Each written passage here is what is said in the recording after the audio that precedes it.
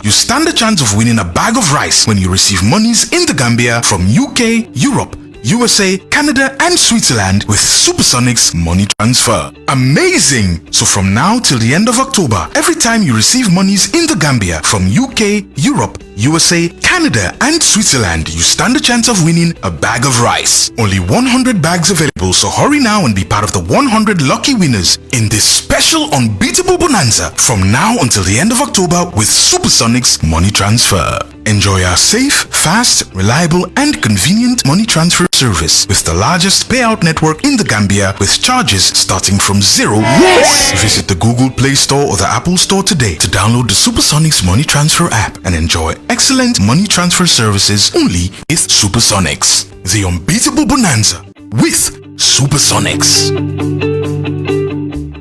Good afternoon, viewers. Welcome back to another daily edition of your TRRC analysis. Live from the TRRC Jones here in Kololi. Mbokk ñu leen dalalaat fii ci seen édition ni TRRC daily analysis nga xam ne yéen a amal leen fii ci TRRC bi Chambers nekk fii ca Kololi. Tey nag di Truth, Reconciliation and Reparation Commission ñëpp gën di ko xam ne ci TRRC bi commencé nañ seen sitting ci tey ci suba tey witness bi am mu ngi tudd Mr. Malik Njie. Mr. Malik Njie doon na nit ko xam ne play na a very important role when it comes to the former President Jammeh's presidential alternative treatment act. He was also a Minister of Health. kooku Mr. Malik Njie bu ñu doon joxe ay kàddu foofu ci TRRC bi commencé na di tàmbale di wax ne moom mu ngi juddoo foofu ca Banjul in the year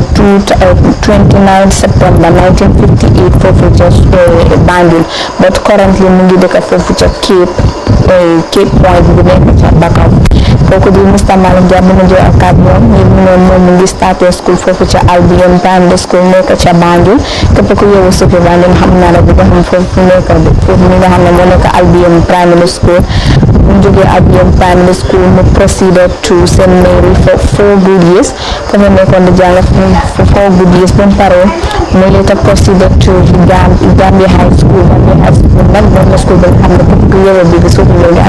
xam nga foofu mu nekk Gambia High mu ne upon completion of bu mu paree foofu ci O levels am ak A levels am mu ne mu proceeded to the university in Nigeria and mu ngi pare foofu tam mu went to Lagos University mu ne after completion all his studies he returned back to the country. waaye bu mu nekkoon foofu ci university bi mu jàng foofu ca Nigeria nekkoon ko xam ne amoon na expérience yi jàng na si wàllum li nga xam ne moo nekk army bi tamit. waaw kooku di docteur Mr. Njie though he is selected but so selected and he is also a trained soldier bi nga xam ne nekkoon foofu ca Nigeria tam am na studies regarding to those issues. When he returned to the Gambia in 1985 and was at the barracks, when he say in the year 1985, Modelo make a future barracks and later worked at the RVT. Mujobe for the Kumasi Brigade for the Hamne, Monek on Royal Victoria Teaching Hospital, make a left hand the make a Chabandu. At that time he was practicing general medicine. Mumbai in the year 1993 when he went back to Nigeria, Nigeria almost for a year. I'm for course for Nigeria. Return for back to Nigeria. For course they have a chocolate of on bu mu dellu si mu xam ne képp ku yow fii ci suufi Gambie da nga xam lépp lu xewoon ci 1994 moom mu ngi dellu si on the 19th of July 1994 mu ne 2 days after boobu la coup d'état bi xewoon. coup d'état bi nga xam ne moo nekkoon junta members nga xam ne ñoo nekkoon former Armed Forces Provisional Ruling Council moo nekkoon ñoom former président Yahya Jammeh ñoom Edward Singate ñoom Sana Sabally ñoom Sadibou Haidara am na et cetera ñoo xam ne ñoo defoon coup d'état bi nga xam ne daanaka boobu nguur bi dem si yàlla si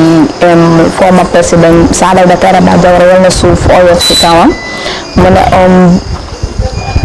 buga dalisi on the 19th on the 21st 22nd rek boobu la coup d'état bi took place mu ne on the 25th of July he was arrested maanaam daal bu coup bi demee ba passé am ay fan yu tuuti mu ne he was arrested and detained at the Mile Street Central Prison for 18 months maanaam daal boobu ko arresté ci on the 25th of July donc ko détain foofu ca Mile Street Central Prison for 18 months nekk foofu ca Mile Street Central Prison and also at the security wing nekkoon foofu di liggéey ca former régime bi foofu di Sabally Dakar Madiawara including the Inspector General of Police, the Deputy Inspector General of Police, National Security Director General of the National Security Service, and the gendarmerie and some junior officers who were the Mile Street Central Prison next security wing. But the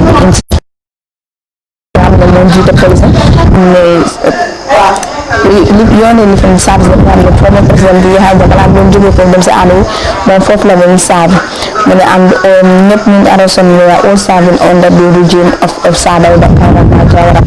kooku di Mr. Ndiaye bu ñu doon kàddoom tam wax na tamit mu ne he said almost 29 of them were ñu detain leen foofu ca Mile Street Central Prison nekk for security bi mu ne but along the way some dafa am yoo xam ne daa reason maanaam daal bàyyi nañ leen ñu dem doxi di seen soxla the Inspector General was there maanaam daal kooku nga xam ne moo jiite woon police bi moo nekkoon Inspector General of Police mu ne kooku moom mu fa woon kooku moom bàyyi ko am relésale moom tam dañ ko relésale moom tam dañ ko bàyyaale moom tamit pour mu génn waaye nekkut na moom kenn moom génn mu ne am na ku moom tam dafa dañ ko bàyyaale ak benn xaritam moom lañ am relésale pour bu ko am Deputy Lead Counsel bi nekk kooku ci de hadit maanaam daal dañ ko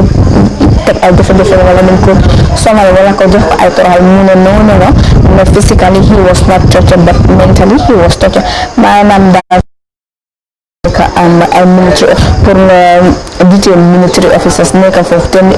nga xam ne nit Mile Street Central Prison mu ne on one occasion the junta men as time goes on ñi nga xam ne ñoo nekkoon junta members ñi nga xam ne la 1994 mu ne dafa am benn bés dañ loo xam ne teewoon foofu xam ne di ko doon sonn wax seen leen there was a certain day jamono happened in 1994 foofu ca Lago to you so mu ne daa leen toog rek jëflante urée maanaam daal ñoom fu ñu nekkoon during the time of their detention some prisoners died including Sadi Buhaira kooku di Mr. Ndiaye bu ñu joxe kàddoom jox na tamit comme bu ga nekkoon daal di serving over detention foofu ca Mile Street Central Prison ci security wing bi mu ne am na prisoners yi nga xam Sadi Buhaira mu ne moom gis na Sadi Buhaira gis na Sadi Buhaira was in a very worst condition maanaam daal yóbbu yaramam daal was not telling them maanaam daal soo ko gis sax da nga xam ne kii dafa soona mu ne dameetul a certain stage mi nga xam buutam yi ñu ngi xooxoon cuur ak ay bërëb maanaam daal yaramam bi yëpp mu ngi mel ni was swollen maanaam daal ko sax xam ne kii mu si yooni dee mu ne kooku tamit he also said during their detention they were not allowed to have access to a lawyer nor that they were charged maanaam daal bu gaay nekkoon detention foofu ca Mile Street Central Prison they were not given access to have a lawyer maanaam daal amoo lawyer bu leen taxawal ak tamit charge leen tam pour wane ne comme yéen lii ngeen yaaxa wala lii ak lii ak dama foog ne daal as nit soo gën a dañoo ko téye maanaam dem ba giteen ko da nga war a génn wax ko ne metias nit ki ak lu mu munti def ak lu mu munti yaaxal wa borom am na the right to have access to a lawyer maanaam daal ku koy taxawal maanaam pour defend ko daal jox ko ay wàccuwaayam mu ne maaga comme masal nga xam ne comme masal boobu comme bi nga xam ne foofu lañ di yóbbu comme ni soldat si maanaam suñu wàccee yoon foofu lañ di yóbbu gaay pour ñu mun a jot gaay mu ne bot as time goes on when we were going to the court masal mu ne dem nañ foofu lu mu 3 times dara ñëwut daal ngay gis job bi ngay gis dara mu ne all of a sudden he was released with one of his friends upon his release he was mu ne maanaam daal as time goes on gaay dem nañ ba gaay release ko maanaam daal génn ko foofu ca Mile Street Central Prison ak benn xaritam mu ne waaye upon his release bu ñu ko release kooku di Major Baboucarr Jatta mu ne kooku di Major Baboucarr Jatta kooku moo ñëw bu ñëw mu ne ko ne dañ laa yóbbu state house mu ne ko ne mu explainal ko everything mu ne ko ne there are certain things yoo xam ne di because at that time mu ne am yeneen fii ay NIA te mu stop di NIA mu ne gaa recruitment ñi nga xam ne ay nit ñi nga xam ne ay liggéeykat la ñu leen dugal ci biir ñu ne ci yow mii sax bàyyi sa xel dinañ la ko wax so di only thing lu mu ko ñu dafa war a bàyyi la maanaam daal bu kooku demee daf ko ne ko so many things so many strange things nga xam ne they were happening in our midst maanaam daal dañ dee recruit ñi nga xam ne mooy de ay jigéen ñi nga xam ne sax ay liggéeykat la ñoo xam ne ñu ngi liggéey ci NIA dugal ci biir ñi di bàyyi xel nit ñi mu ne kooku ñu ne jabaab kër jaate loolu la ko wante bu ko moom bàyyi na si xel bu baax a baax mu ne after a month he received a letter from the PMI where he was told that he has been redeployed to the RBTH in November 2000 RBTH maanaam daal mu demee ba release ko ba am ci ay waxtu si benn weer receive na a letter from the National Management Office where wax nañu ko ne moom he was the maanaam daal mën naa dellu ci liggéeyam foofu ca RBTH mu ne in November 2006 Jammeh visited the hospital where they had a conversation maanaam daal si atum November si weeru November ci atum 2006 kooku di former président Yahya Jammeh visit na foofu jiite RBTH mi nga xam ne amoon nañ fa ay waxtaan yu bari nga xam ne ñoom ñaar seq nañ ko foofu mu ne ci biir waxtaan nga xam ne yow la amoon ak former président Yahya Jammeh mu ne Yahya Jammeh wax na ko ne moom mun naa faj feebar bi nga xam ne moo nekk HIV and AIDS mu ne moom bu mu ko waxee loolu mu ne mu tontu ko wax ko ne déedéet loolu du dëgg because feebar yi am HIV benn feebar boo xam ne kenn mënu koo faj mu ne moom Mr Malick Ndiaye mu ne mu tontu ko wax ko ne feebar bi yow mënuloo koo faj maanaam soo seetlee daal beneen bi ko xam ne ko am fit la bi ko nga xam ne mun naa tiim yaay dem sax wax ko ne yow déedéet li nga wax ne nekkul dëgg mënuloo faj loolu nga xam ne mu nekk feebar HIV and AIDS nga xam ne soo ko woowee anything mun naa la si fekk mu ne moom mu jóg wax ko ne feebar bi nga wax ne mënuloo koo tëj according to witness kooku di Mr Ndiaye mu ne he refused giving access to the former president to start the treatment program in the hospital maanaam daal kooku di Mr Ndiaye moom mu nga xam ne moo jiite woon taan lopitaan bi nga xam ne moo nekkoon RBTH mu ne mu dafa bañ jox ko access bi nga xam ne mun na moo commencé fajum dem foofu ca lopitaan bi mu ne former président bi Yahya Jammeh ñëw na jot loo xam ne moom doomam la kooku la ñëw seet si mu ne mu ne ba dem pour seet si kooku dafa wax ne kooku maanaam nit ci guddi ñoo ko doon toppa mu ne bu mu waxee loolu mu commencé di jël alxuraan maanaam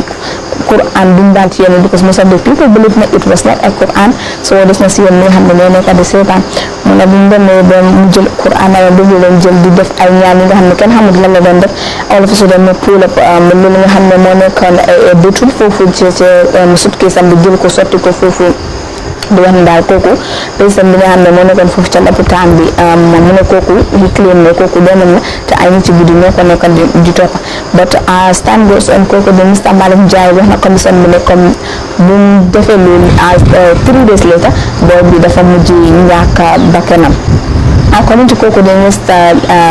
Malick Ndiaye mu ne moom si digganteem ak président Jammeh he had a personal relationship with former maanaam daal am na digganteem ak waa Jammeh neexal na because mu ne en tant que soo seetee diggante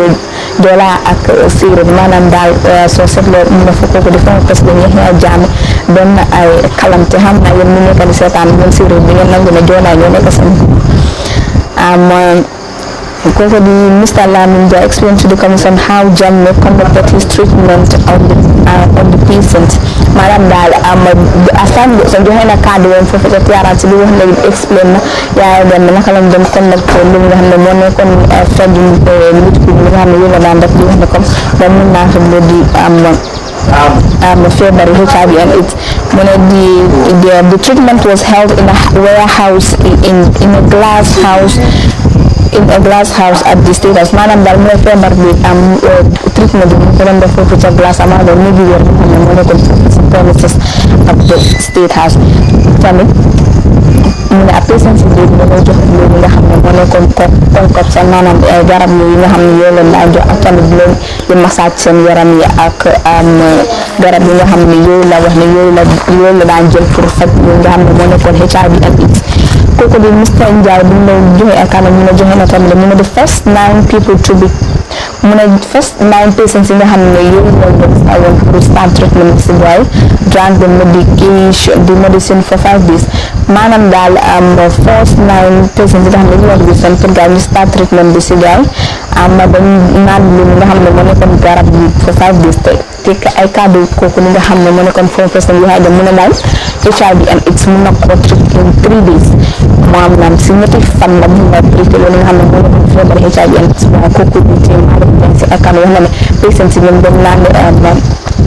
loolu nga xam ne moo nekkoon garab yi for 5 good days te loolu dana lu yéen danaa xam ne sax yow am nga fit bi pour génn sa wax ni ñu ne yow 3 days te mën a faj loolu nga xam ne moo nekkoon HIV and AIDS waaye patients yi naa neen loolu nga xam ne moo nekkoon garab yi for 5 good days instead of the 3 days. All these sessions were held after 4 p.m. to late hours maanaam daal si tàmbali li nga xam ne moo nekkoon faj li nga xam ne yoolu daan def ci nit nga xam ne ñoo nekkoon HIV and AIDS maanaam dañ ko daan tàmbali ci ay ñeneen ci waxtu demee ko ba ci ay late hours nga xam ne boobu leen daan def treatment bi foofu ca State House when it comes to feeding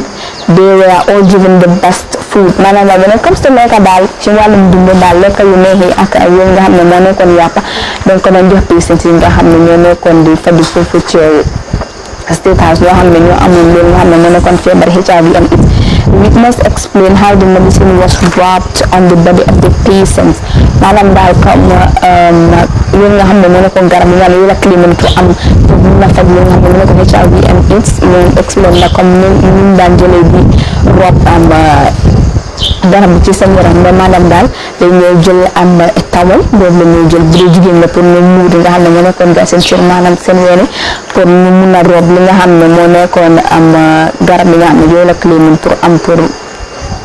faj loolu nga xam ne moo nekkoon HIV and AIDS. He stated that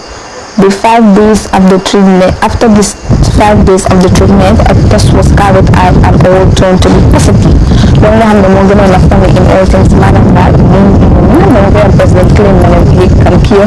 loolu nga xam ne moo nekk HIV and AIDS in 3 days waaye ci 5 days yi nga xam ne yooyu la patients yi doon naan loolu nga xam ne moo nekk garab yooyu la claim pour am pour mun a faj loolu nga xam ne moo nekkoon HIV and AIDS mu ne a test was carried out mu ne bu gaa defee test bi all turned to be positive maanaam daal bu gaa defee test bi yet still gaa gis na ne comme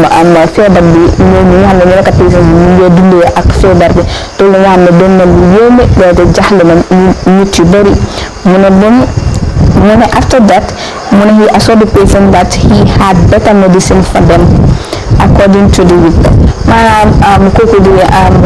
witness bi di Mr. Malick Ndiaye mu ne astam because mooy kooku li nga xam ne mu nekk feebar président Jammeh doon nañu ko xam ne ku dëgër ba fekk di gaaw a accept defeat maanaam daal di nangu di tele na mu dem moom daan mu demee ba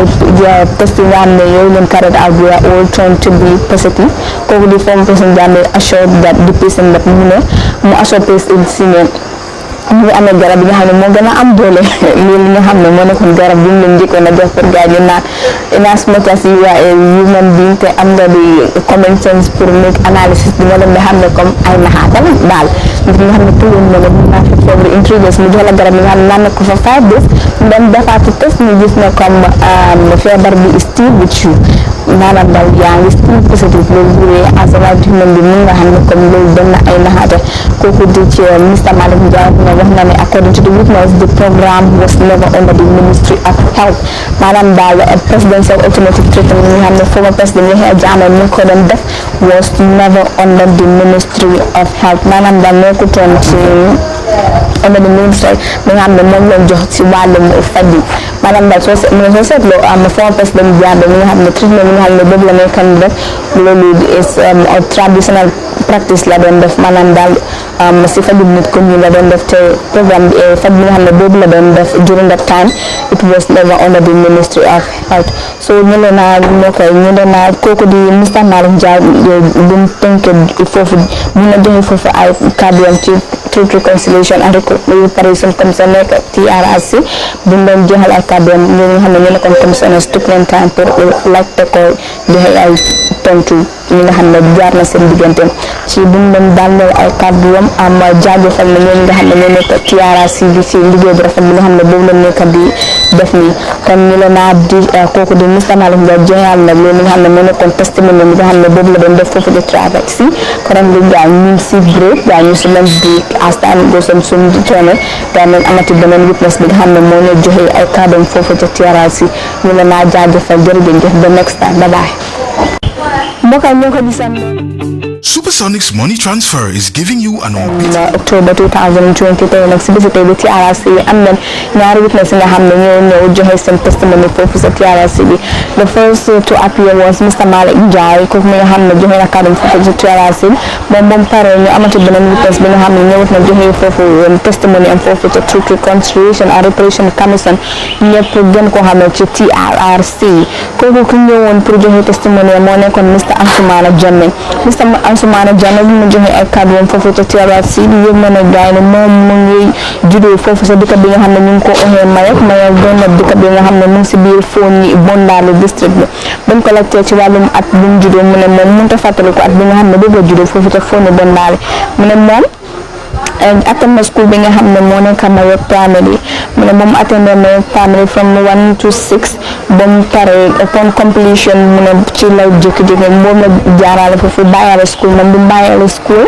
mu nekk di yëngu si la nga xam ne moo nekkoon garden mu ne bu mu nekkoon def foofu si yëngu si wàllum garden foofu ca Mayok nekk ca Foni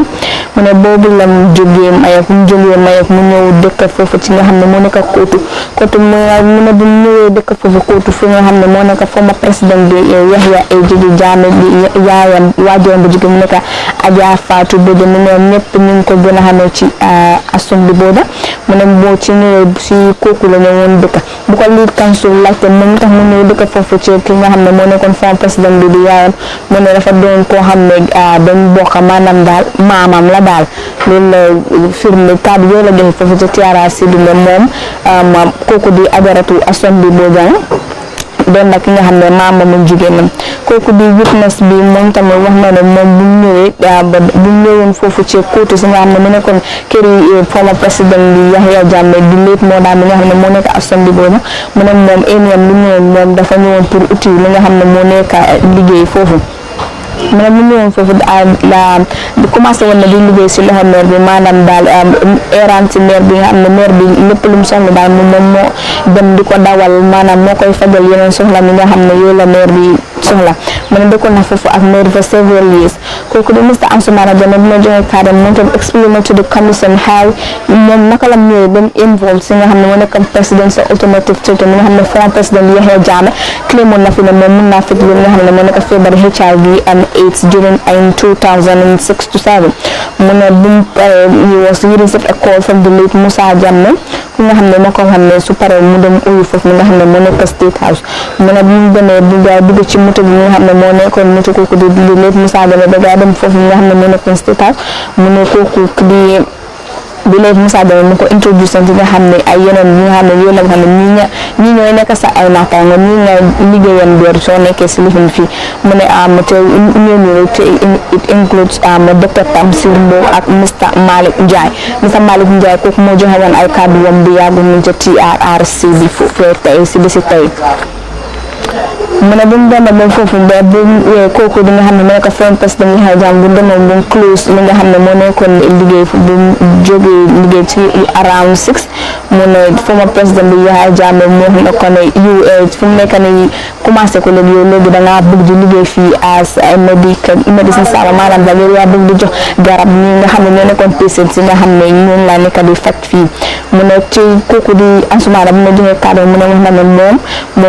moom la joxoon responsible fi nga xam ne moo doon prépare garab moo doon wóol garab yi nga xam ne yooyu la patient si doon naan at the time bu gaa di dundi gaa nekkoon foofu sa presidential alternative treatment bi nekkoon foofu ca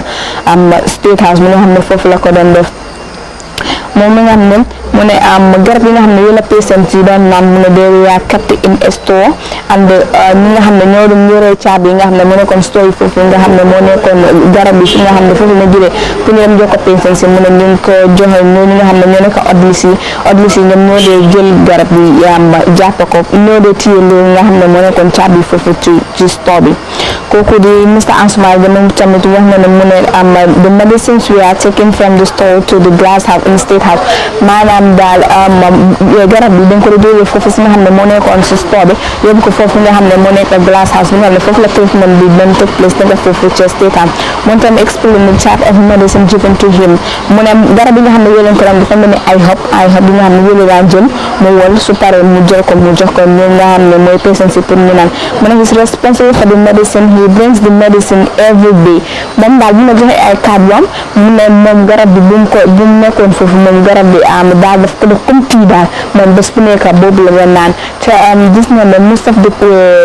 victims yi nga xam ne nekkoon ay victimes yi nga xam ne ñoo bokkoon si presidential automated treatment bi bu gaa yi ñëwee joxe seen testimony ñu ne ñoom garab bi immediately suñ ko naanee ay da dañoo wëccu wala gaa dañoo am bir bu daw waaye soo surprising leen the ironical part of it kooku nga xam ne moo nekk Mr. Ansoumana Dia moom da joxe testimony mu ne moom garab bi bu mu ko naanee moom du garab bi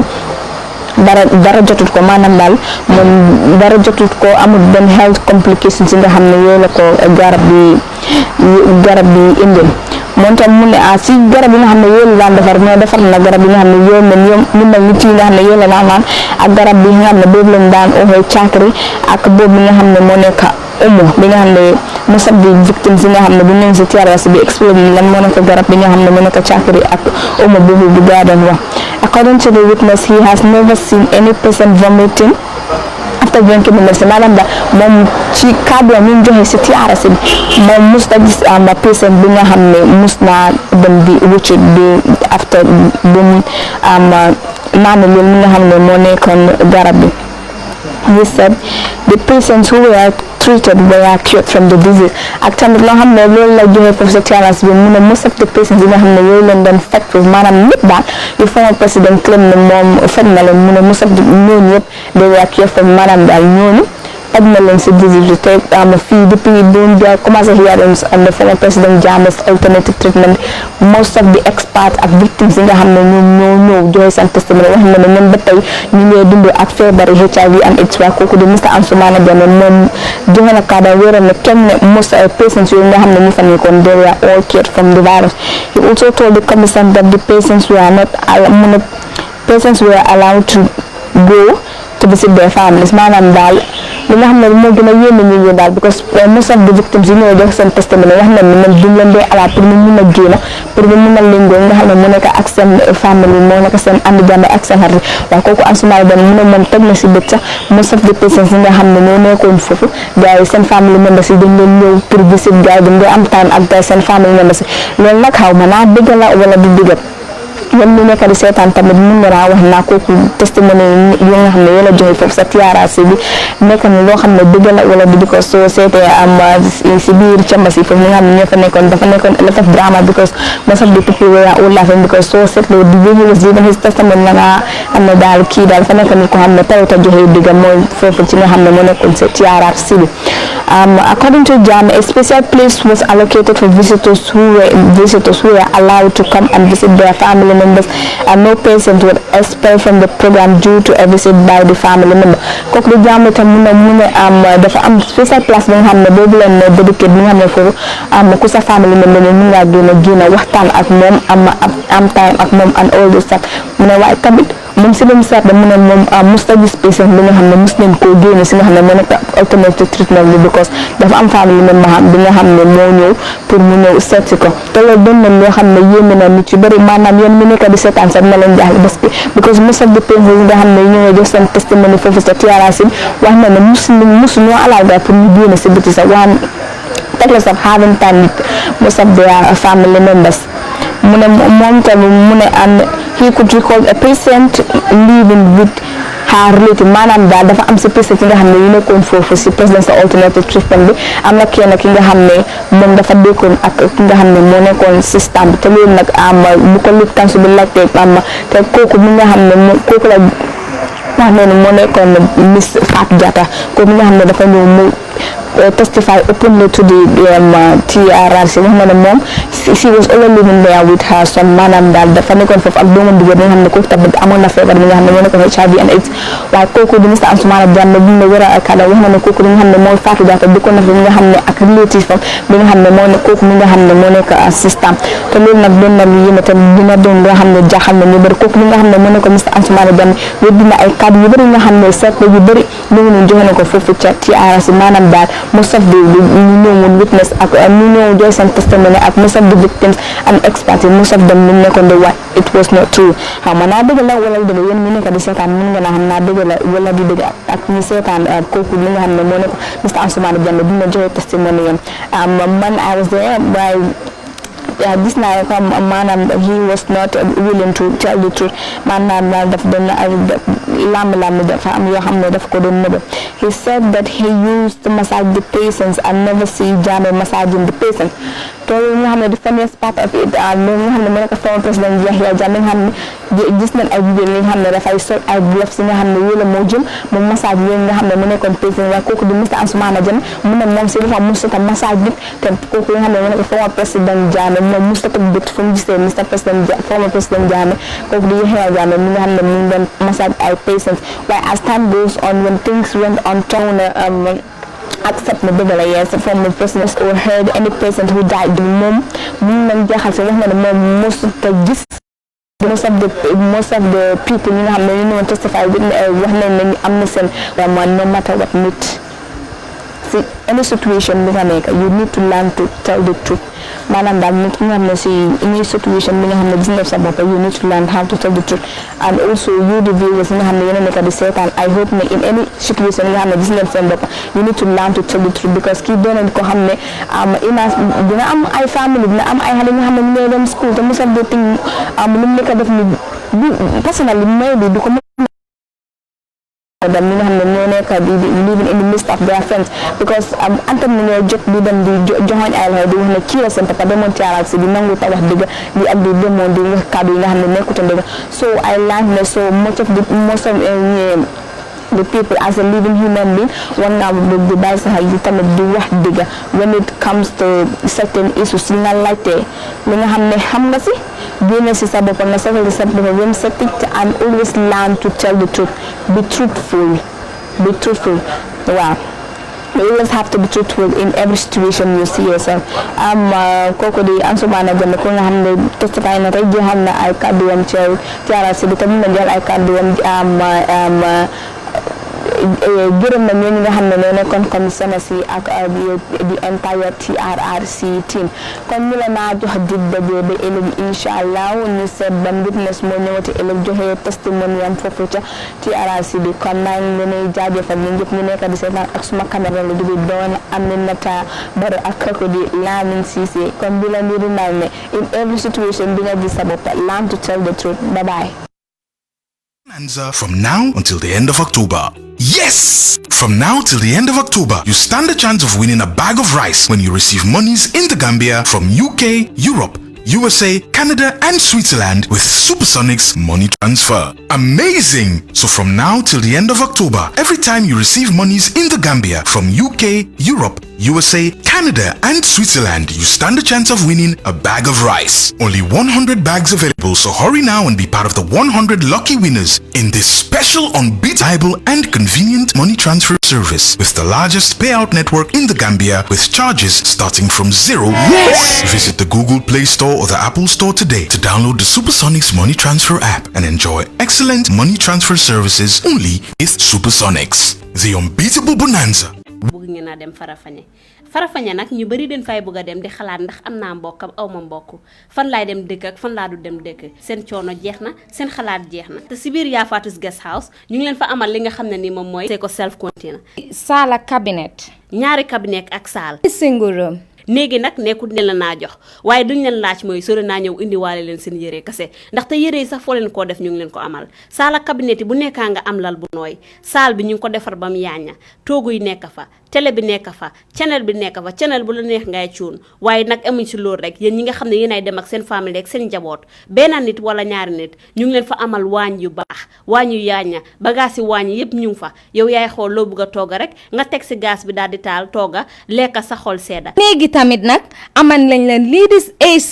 ak ñu nga xam ne fan rek lañ am waaye amuñ si loolu rek ñu ngi leen amal fu nga xam ne foofu ngeen di toog ngeen fiixlu seen xel dal ñu ngi leen amal ndox ak courant 24 hours amuñ si loolu rek njëg bi yomb ba bëgg a dee. fu ñu nekk nag neex a xam ba bëgg a dee si gannaaw gaaraas si base bi foofu sa Farafenni lu néew rek ngay dox am si marché bi jënd loo bëgg delluwaat sa kër ak Yaa Faatu's Guest House mun nga noo jokkoo ñun si 790 1355 35 30 489. email si ombay7843@gmail.com si Yaa Faatu's Guest House su leen fa demee dinañ leen jox customer care service bu baax seen xolay sedda ba ni ngeen fay jógee Yaa Faatu's Guest House Yaa Faatu's Guest House lii leen amal yéen ñuy dem Farafenni saay boo leen tëddee nelaw leen ndaxte Yaa Faatu's Guest House